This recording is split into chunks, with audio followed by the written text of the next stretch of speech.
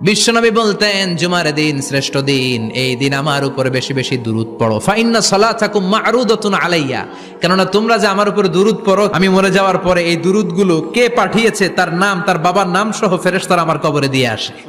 সাহাবারা বললেন, ইয়া রাসূলুল্লাহ কাইফা সালাতুনা মা'রুদাতুন আলাইক, আপনি মরে যাওয়ার পরে আমাদের দুরূদ কেমন করে আপনি দেখবেন? ওয়াকাদ আরিমতা, আপনি তো পচে গলে মাটির সাথে মিশে যাবেন।